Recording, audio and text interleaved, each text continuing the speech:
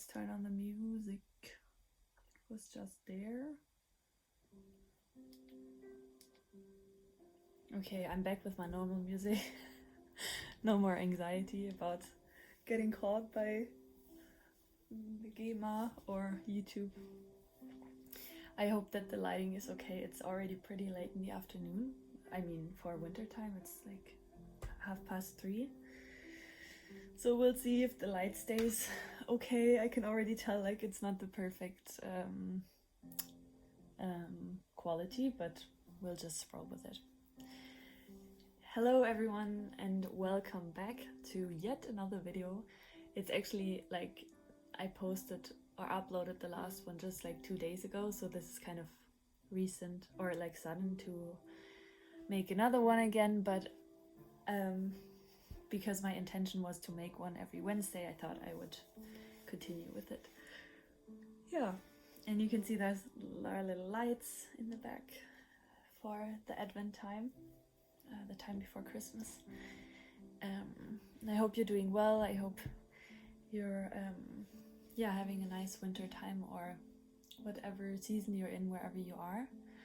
And I'm feeling very cozy and I love it. And I really notice how everything's slowing down in the winter. And this year I'm really enjoying the winter time. Yeah. Oh, this doesn't look so nice. Maybe like this. I love this plant. Oh, sorry. I thought this was blinking, but it's not. It's just moving. It's behind the plant. Okay, sorry. Anyway, welcome back to this next lesson that I learned from depression. And I'm doing these like stream of consciousness videos to find content for my book that I'm writing.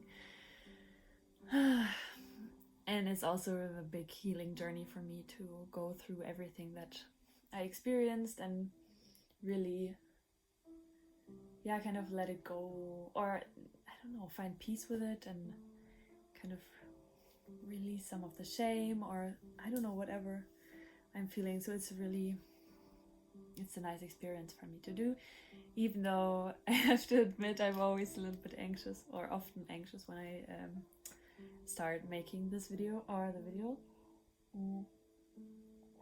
And today as well. Yeah.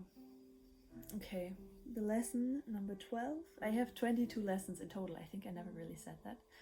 And this is the 12th lesson. And it says, accepting my actual experience of life is the only way back to inner peace. Okay, accepting my actual experience of life is the only way back to inner peace. It sounds very, I don't know, to me it sounds very like,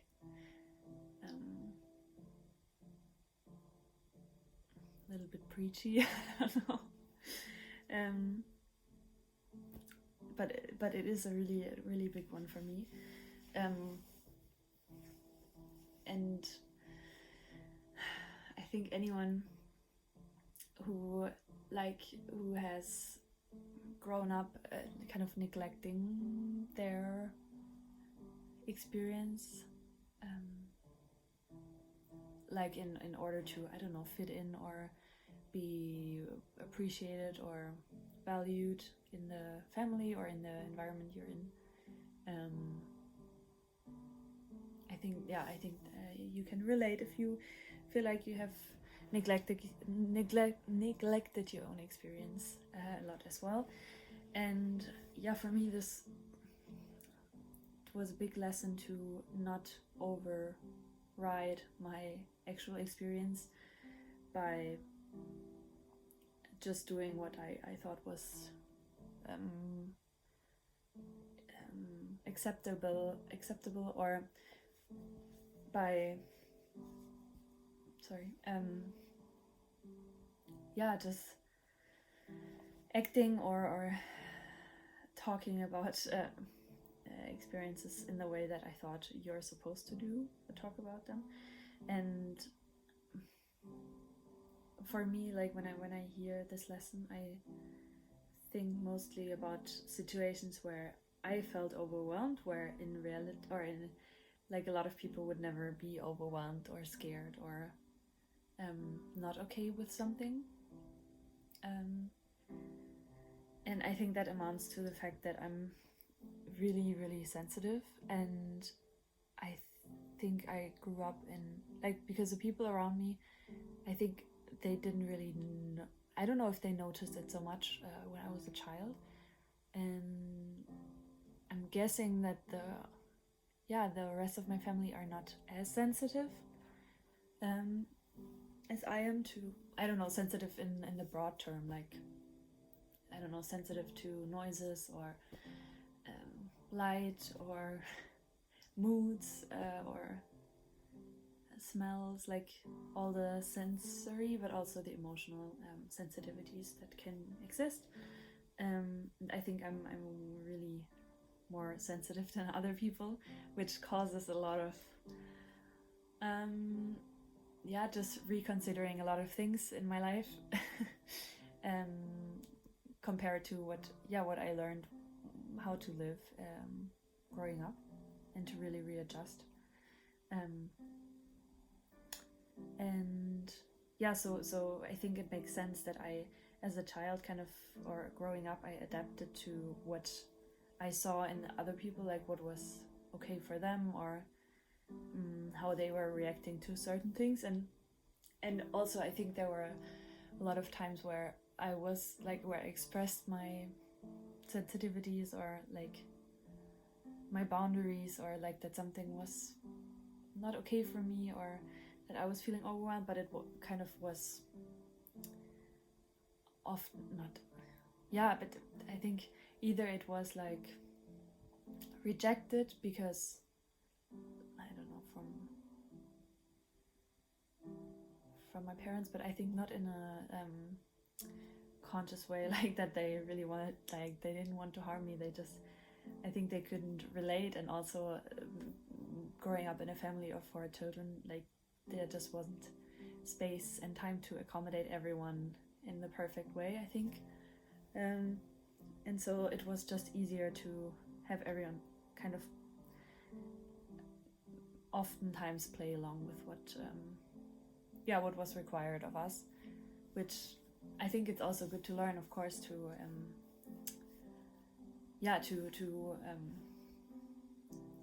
kind of prioritize, or see the importance of community, and like to take a step back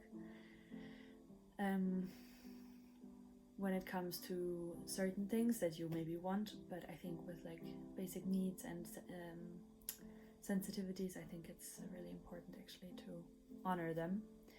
And that didn't really happen until I fell into depression and kind of was confronted with all those aspects of myself that I had very well put to the side, or like put away from my consciousness. Like I really wasn't aware of how sensitive I was, and depression was like a huge stone was like put into my path, and I had to stop and really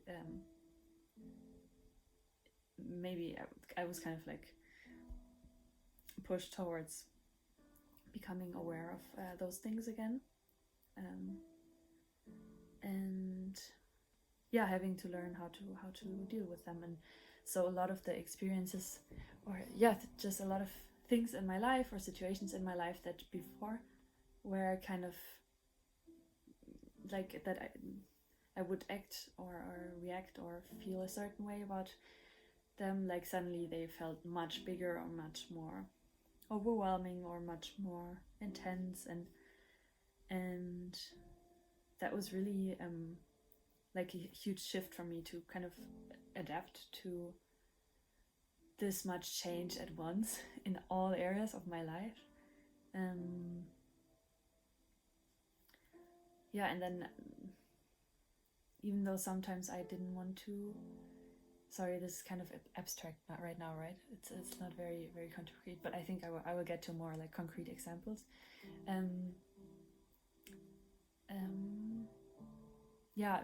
Like the only way to like sorry, like I feel like I only found peace when I accepted, like the lesson said, what my actual experience was, then instead of trying to continue living in this identity that I had built in all those years before, which I was so used to, and I was really in a habit of acting a certain way, or feeling or not feeling certain things, and then to kind of be confronted with all those feelings and sensitivities, and then and then like the next step was to really accept that I was in fact more sensitive to, or more easily overwhelmed, or more easily drained from things that I didn't think like before would never drain me that much or overwhelm me that much, because I had accommodated to this way of living, I think. And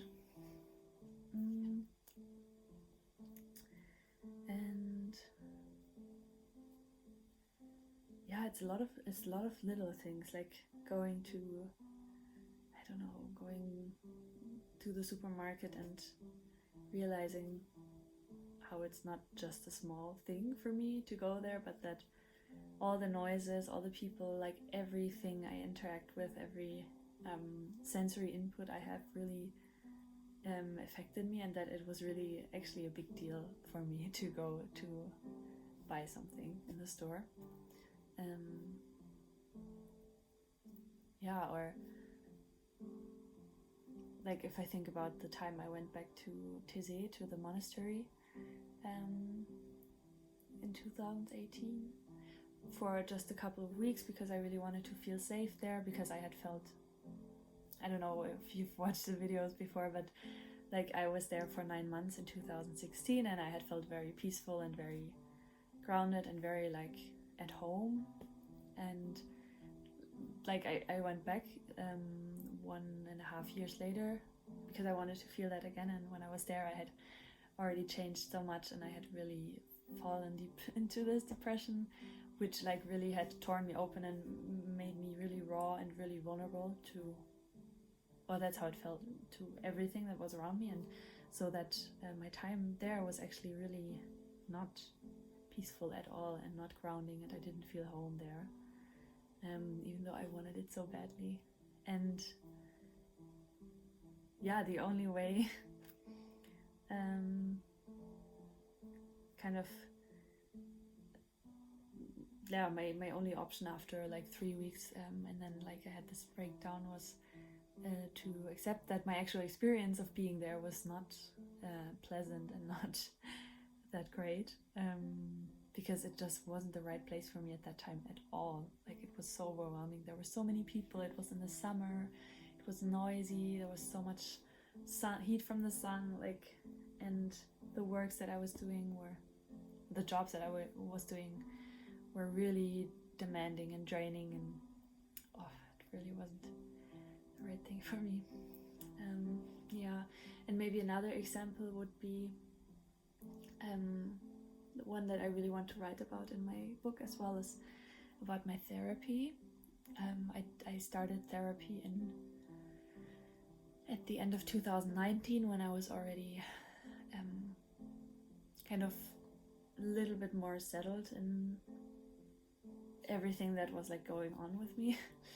Like the depression had started, I would say, like it had kind of crept into my life in 2017 slowly, and then at the end of 2017, beginning of 2018, it became really heavy, and this like darkness came up into my chest, and this loneliness, and then I just spiraled down from there. And 2018 was all like me being at home and just really trying somehow to make it through the days, and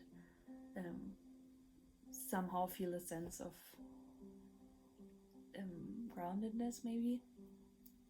And in 2019 I tried out like a design study, like a preparation study, which failed, where I failed so badly. I went like a few times, and then I realized that I was overwhelmed there too, and then being there too, and then I stopped it as well. And I moved out again from home in the beginning of 2019 for a few weeks. I lived with some family, like friends of my parents. They had an apartment in the city, very small, like an empty apartment, quite small, but really nice. And I went to them after I had like a really big, I don't know if you would say, kind of disagreements with my dad, especially, I think. And I didn't want to be in the house with my parents anymore. I think that was them. And then I went to them and asked them if I could, if I said, I don't know what to do. I don't want to be at home anymore. What can I do?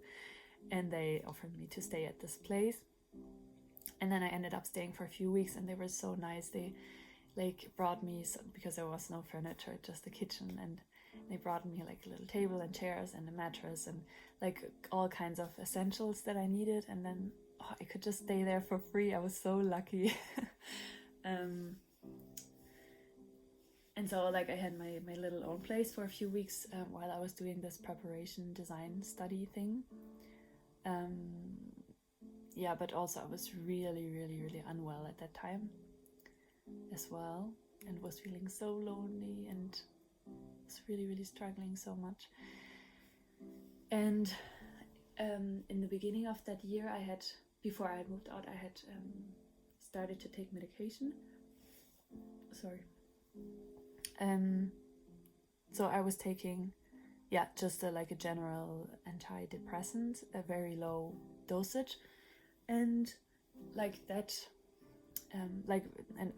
a psychiatrist had prescribed it to me, and she was also a therapist.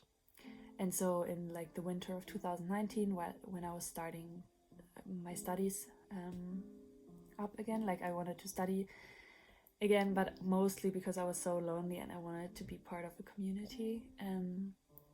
So I began those studies. It was like art history as a major, and then what was the other one? Scandinavian literature and language as a minor. And alongside the study, I thought, okay, maybe I could get some more support from this therapist. And I need this, sorry. I want to sit like this. And so I started therapy with her, and I think I already talked about this, and did like weekly sessions with her, which I would say was really good. It was really scary for me, but because it was like someone I didn't know, and I really my intention was to really open up and talk a lot about whatever was going on with me, and I really wanted to have support to move through everything I was moving through and get better. And I mean, originally the idea was just to get support, to kind of figure out how I can study while I was like struggling.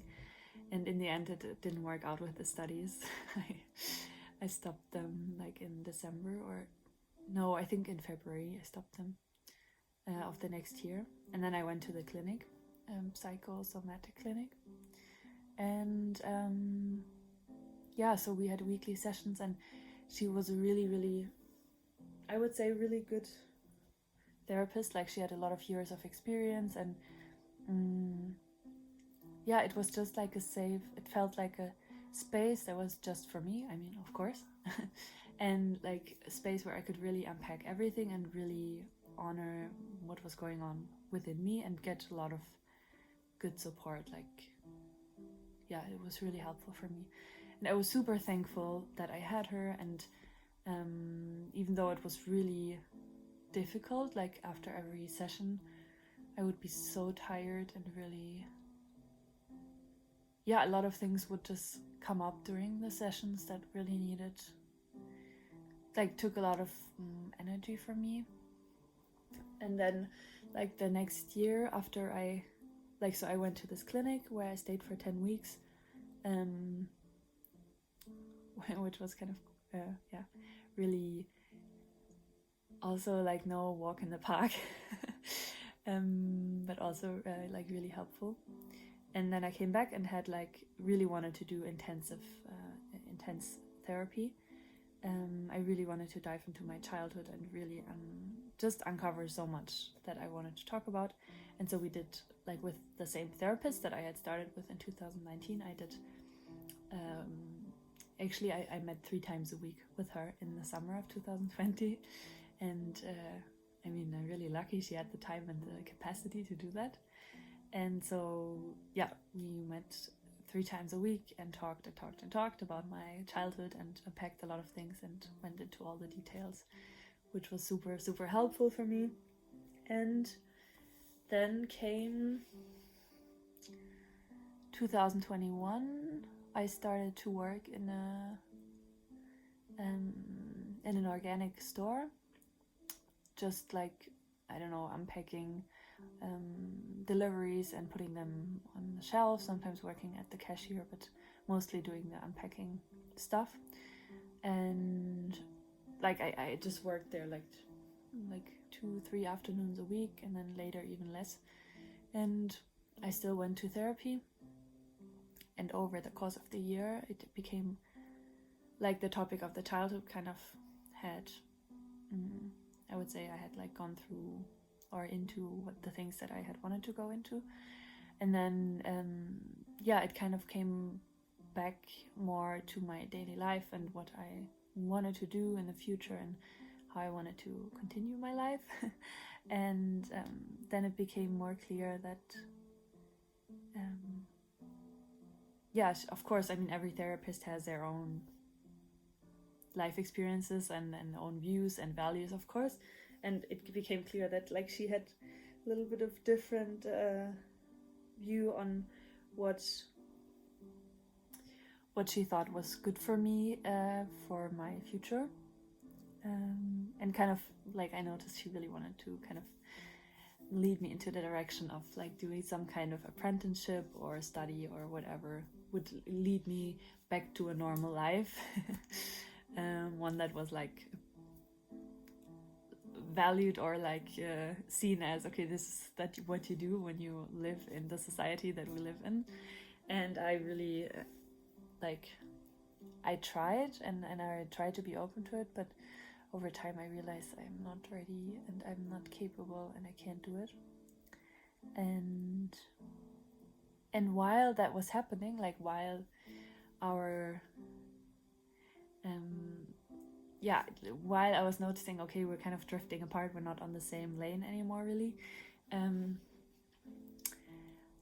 like I noticed that the also the sessions, like just being there, was becoming more and more difficult for me. Let's see if I'll just restart it so that I don't have to worry about it later. And I really like reflected on my needs that I have in therapy, and I just noticed that it was getting, I mean, it had been like this the whole time, but I think I was only becoming more aware of it then, when I was like kind of reconsidering, or is this the right therapist for me? And and I noticed like, wow, actually, like just going into this, like her office was in the city center, and so for me, like going into the city was actually like, it took a lot of effort for me. I mean, because everything, like when you're depressed, like your energy really goes inside, and really like there's a lot happening inside, but that means that there's not so much energy left for everything, like all the activity that's happening outside. And so like anything I did, like from getting up to getting ready to making food to riding my bike into the city, like it took so much energy from me. It was good to like continue to do those things, but also it was really took a lot of effort and a lot of energy, and just doing that took a lot of energy from me, I noticed. And then also being in the city, like with all the noises and noises, people, all the sensory input, like all of that was really draining. And then going to that place and going to an office that yeah, just going there. Like I had to take an elevator, which in the beginning I had so much anxiety. I never used to have anxiety in elevators, and then all of a sudden when I had this depression, like there was so much more anxiety in general, and so I was so scared when I was on this elevator, like every time that it would stop or like fall down or something. And so I really had to overcome this fear. I mean, I could have taken the stairs, but oftentimes I was really tired from riding my bike, and so I just wanted to take the elevator. And then there was like a really, really long hallway, without windows that would go to her office, which was kind of, yeah, not so comfortable to go through. Like when you're feeling anxious already, and then you go through this really enclosed corridor, it makes you even more anxious. And then, like, oftentimes I would wait, like in a waiting room, because she was still like with another patient. Yeah, and then like her whole office and also the waiting room, like, were not places that I would like that I felt comfortable. And because I'm so sensitive, like, environment it really influences me, like what, like, just like whatever environment I'm in, like it really influences me, like whether it's cold or warm, or if there are like really colors that I like or that I don't like, or just like all those little details. I all noticed them so much, and so it felt really cold in her waiting room and also in her office, and really kind of, yeah, a little bit like a clinic, I would say, and not very comforting or warm or welcoming for my needs. Sorry, there's something popped up. And then like in her office, like often like we had the window open, or even if we didn't, like you would hear the noises of the road, and sometimes there was even construction going on, so sometimes it was super loud. So there was a lot of distraction and a lot of just, yeah, things that don't make it easy for me to open up or to be vulnerable. And then so many things. And then like on the sofa I would sit on, like it was a red sofa, and it was like leather and really cold as well, and I would sit there, and then it was like a table, and then she was sitting across from me, and so I felt super exposed to like just sit in front of someone. Like I remember like in other therapy sessions that I had, like in the clinic, or like I had some other therapy sessions as well, and we would often sit like kind of side by side, a little bit turned to each other, but not like across from each other, so that, and we kind of switched things up like in our sessions, and I sometimes like said those things, but it just like there were so many factors that really drained me and were really not helping me to feel comfortable to like really make myself vulnerable, which is kind of, for me, is the point in therapy. Like you really want to open up about the vulnerable things that you usually wouldn't open up about.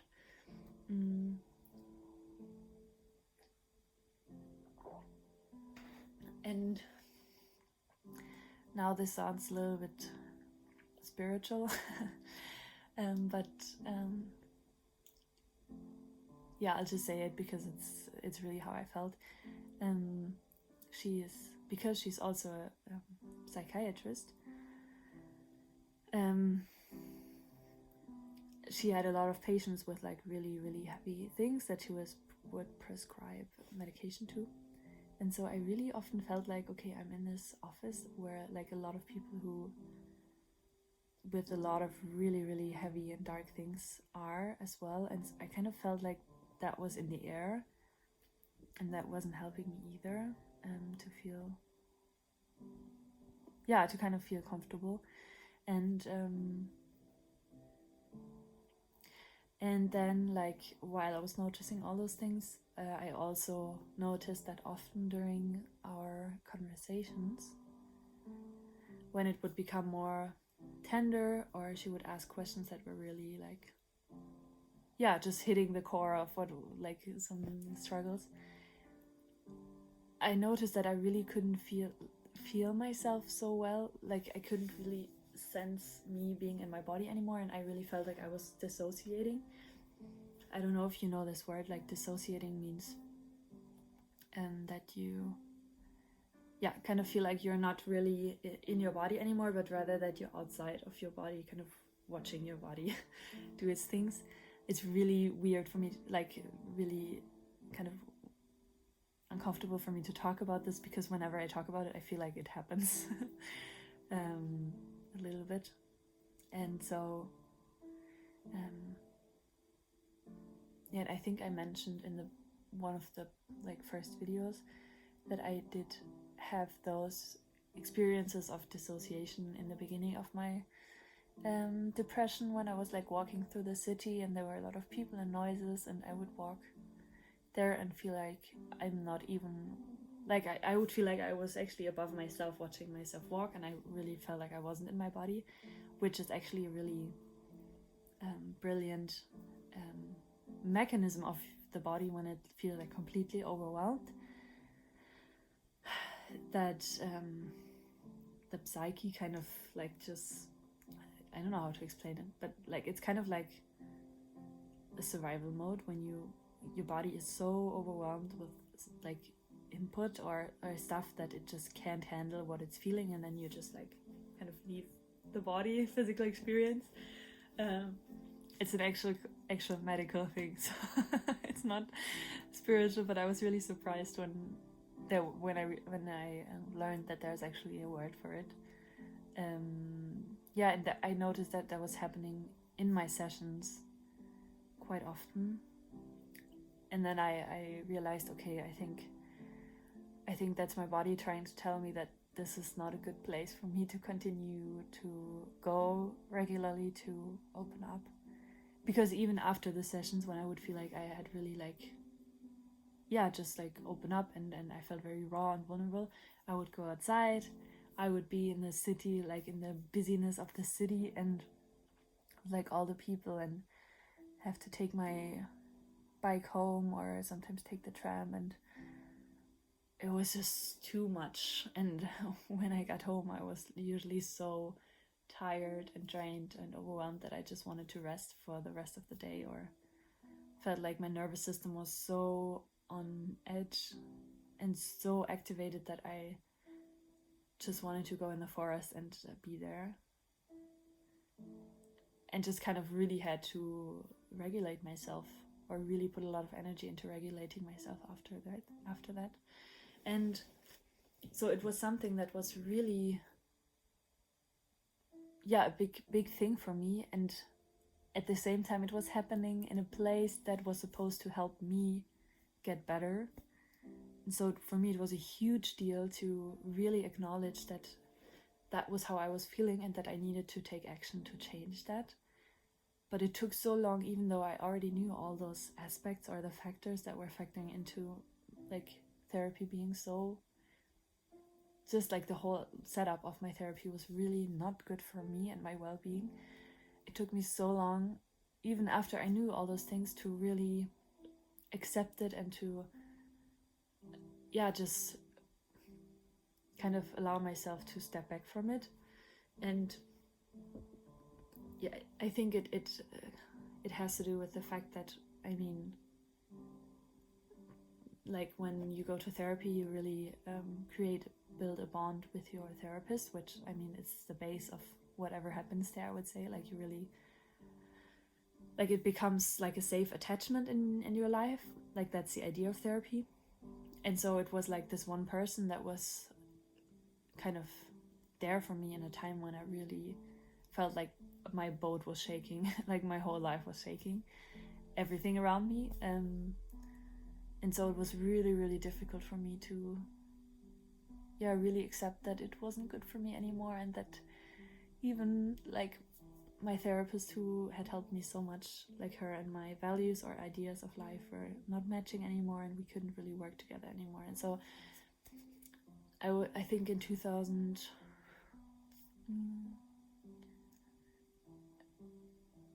I think at the end of 2021, it kind of faded out, because I didn't have like in Germany, the what's it called? Socials, no.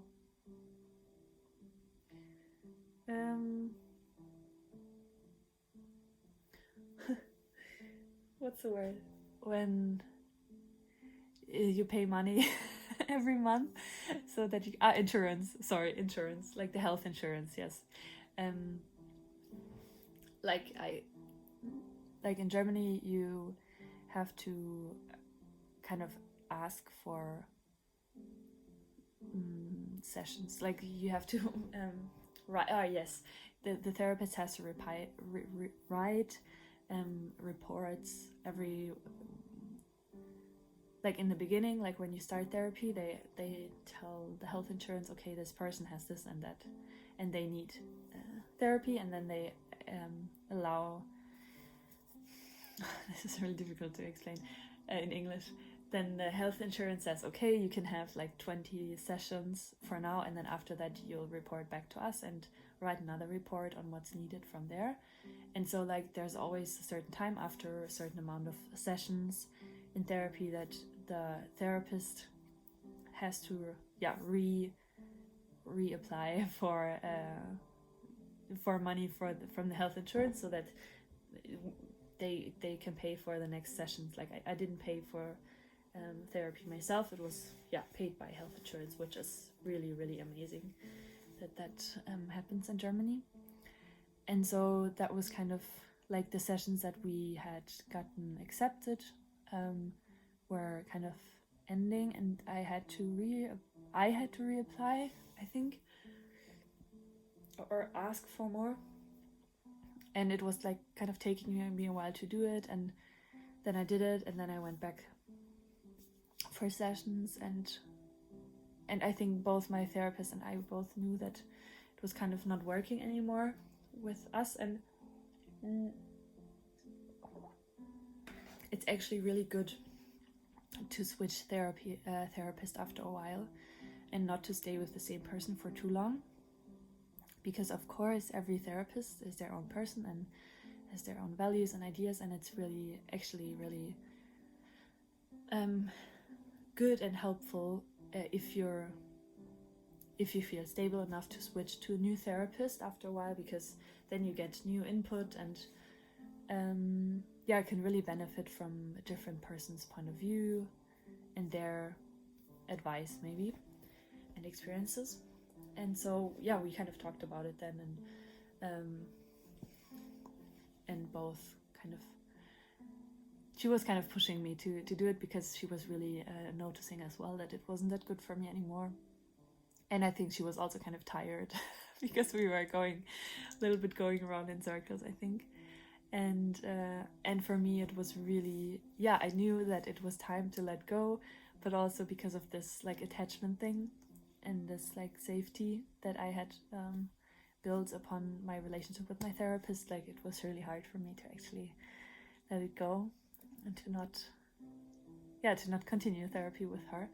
And I would say that was like when I really learned that even though I had built this really strong bond with her, and like my feeling was, or my I had learned, okay, when you build a bond with someone and then you stay with that person no matter what, and then to really realize and understand my actual experience of that going to therapy there, it kind of, I would say it was a tough thing for me to accept, but also in the end it gave me a lot of peace, because I was really accepting and really honoring my actual experience of it, instead of just going with my head saying, okay, you do therapy and this will help you and then that's good. And instead really, really listen to, okay, but how do I actually feel going there, being there? And then afterwards, how do I feel? And so that was a big one that I felt like really is a good example of this lesson. that accepting your actual experience is the only way back to inner peace. And afterwards, I really did feel a lot of inner peace when I just stopped that therapy, and I didn't right away know what to do. I went to another therapist for a while. I remember now. I tried, because I was really realizing that I was highly sensitive, and that it was just part of my personality and nothing that I could like fix or about myself, because it's just who I am. And so I kind of searched for a therapist who was specialized in this topic. I found one, and I actually did therapy with her for a while I was still with my other therapist. It was kind of like trial period, and like to try out what it would be like with someone else. But my like first therapist, she didn't want to continue therapy while I was with someone else. Like she felt like that wasn't good. And so I stopped therapy with her, went to this specialized therapist for a few sessions, which I paid out of my own pocket because it wasn't covered by the insurance. And then went back for like 2 sessions with my therapist before I ended that. And what did I want to say? It helped me a lot to be with that other therapist and to work with her. And it was really different. I would say a little bit of a different style of therapy, way more intuitive and way more more intuitive compared to the other first one that was more, I would say, more rational and more like knowledge based. And still it was really challenging for me because it was also like in the city, and similar issues were coming up for me, like our struggles with being like really overwhelming. And but it was a nice step towards really acknowledging who I am, instead of trying to fit into this box of, okay, you have depression, you go to a therapist and they fix you, and like trying my own way.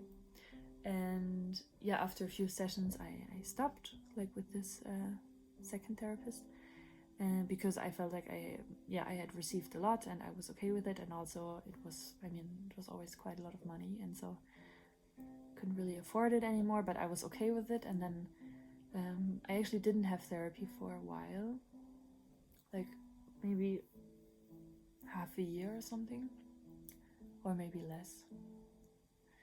And then I had a medical examination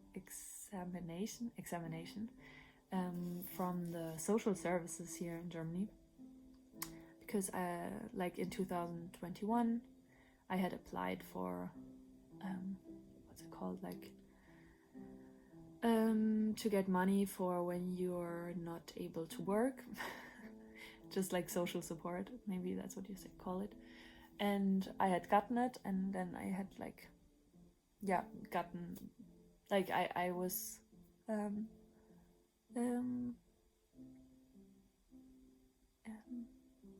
what do you call it? Like I had paper from my therapist that said, okay, she is sick, she's not able to work, and so they gave me the money without me having to, I don't know, find jobs and do all the things that you usually have to do.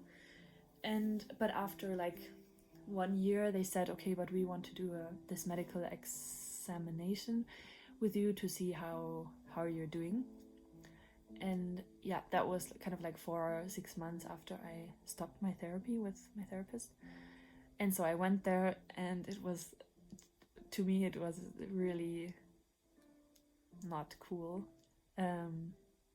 Like this woman who was really annoyed from the beginning, and she was really, really harsh, asked me like so many questions, like one after another, and just like typed them into her computer, like really personal ones and really tender questions for me.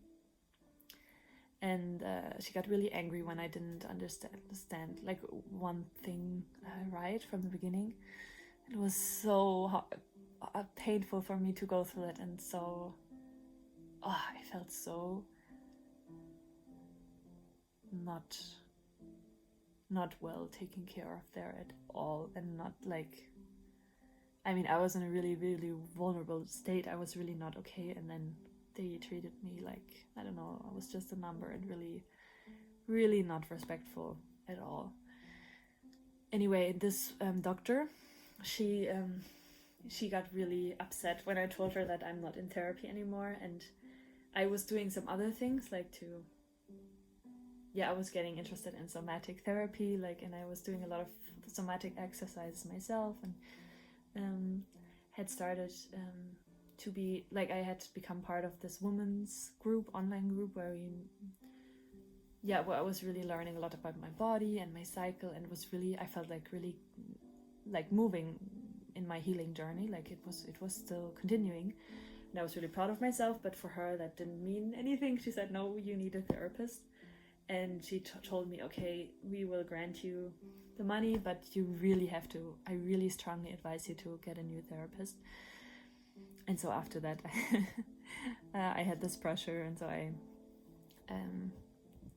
reached out and asked some women in this women group for ideas or support, and then one of them suggested BetterHelp. It's like an online platform for that connects therapists with clients, people who need therapy, and it comes from the US, where therapy is really, really expensive and not covered by the insurance usually, and they wanted to make therapy affordable for people, and so you pay, I think, $50 per week. I think in Germany it was 50 euros per week, 200 euros in general for a month, and in that time you get a therapy session every week with your therapist, like on Zoom, and I just checked the time just to see. And also you can write them anytime, like there's a messenger chat in that app or on their website, which is, of course, like, it's private, it's just between you and the therapist. And also, like, they can give you homework that you can do and share with them, like the documents, or you can journal, like write a journal entry and then share it with your therapist. It has like a special feature with the journal. And yeah, it was super, super perfect for me. I just tried it out, like for a week. I think you can try it out for free, and I think now they have a German version of that here in Germany as well. So that's I'm really grateful for that, because even here, like even in my city, there are so many therapists here. It's really like a town where a lot of therapists live, but still it's really, really difficult to find one, and then to also find one that fits. And on this app you can like, if you don't really click with the therapist, like, you in the beginning you fill out kind of like a questionnaire, like what are the topics that you want to go into, or what are you struggling with, and then they kind of match a therapist with you that is specialized or like has experience with those topics. And then if you don't really click with your therapist and you want to switch, you can very easily just switch therapists, and there are no hard feelings. And I really appreciated that, and I was matched with my current therapist there, which was really a match made in heaven. I am super grateful for her. So I've been working with her since summer of last year, almost 1.5 years now. And so we started like working together on there, and then at one point I switched to her private practice and not now I'm not on BetterHelp anymore, but I'm just working with her privately, and I pay it's something that I pay that sadly the insurance doesn't cover it yet. Like, they only pay for therapists that are recognized by the German psychologist, blah blah blah. And not with like foreign therapists, which I mean I understand, and also the German healthcare system is really slow when it comes to changes. because I mean, it makes sense, it's a huge thing. So it's not easy to change it so quickly. So I've been paying it out of my own pocket, well, actually the government's pocket, because I'm still getting money from the government, which is really lucky. They actually did another, like my therapist now had to fill out this huge long questionnaire about me last year, because the funds, it's very difficult, but like the funds switched, so I'm not now getting like the money from the government, but from a different pod. And because of that, like my therapist had to fill out this huge questionnaire, and then I also had to go to this therapist that lives like half an hour from here, and he was assigned by the pension insurance, something like that, because they're paying for me now. It's a little bit confusing. Like even the people that work at the social services say it's very confusing. And I'll just restart the music. So I had to go there last year and get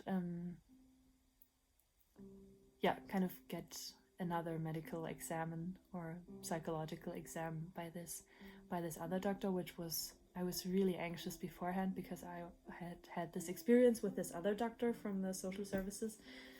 So I was really scared to go.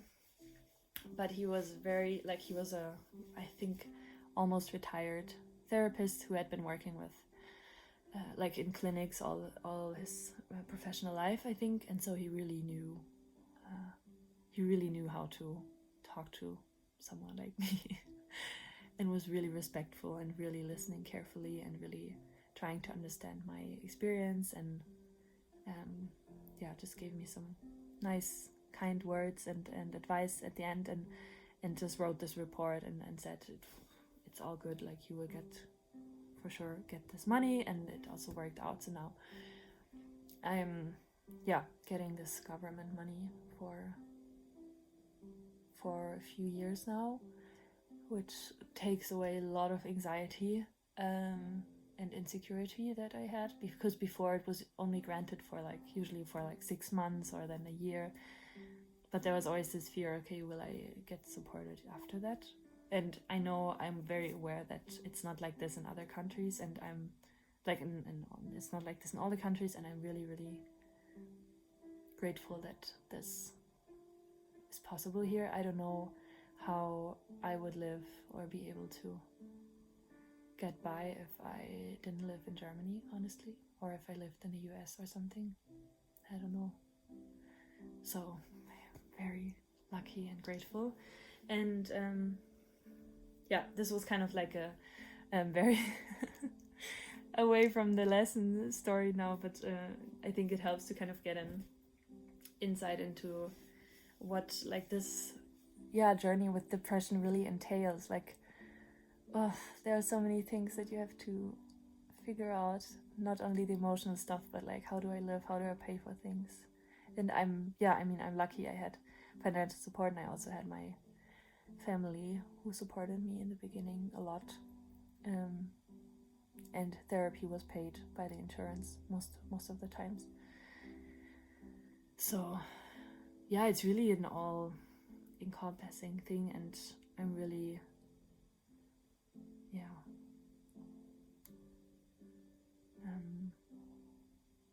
what did I want to say? It's just not it's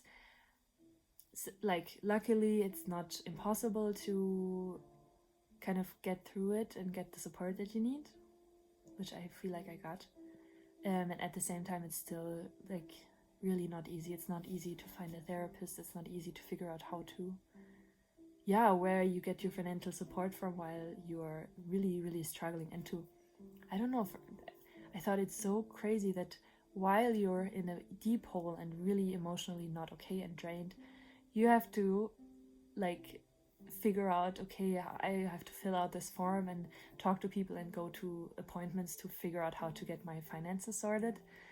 Oh, that's why it took me so long to actually ask for social support, before my parents were paying for me staying here and my food and all that.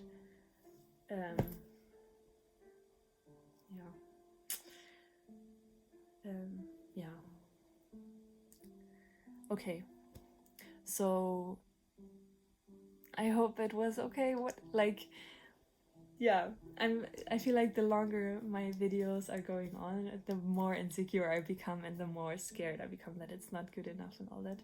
But actually, when I started, I was like, okay, I'm not gonna care how good it is, I'm just gonna do it. And my only intention is to keep talking and to keep sharing what comes up and what I associate with this lesson, and just to share my story so that I have content for my book. So actually there's no pressure at all. So I really I hope that this anxiety and this pressure that I put on myself ceases over time. Oh, okay. Anyway, if you've been watching it until here, I respect you so much. Thank you so much for staying with me. And I mean, it's already been a few videos, so if you've been watching all of them, thank you. I really appreciate it. And if not, you're probably not here, and no worries. No hard feelings. Yeah.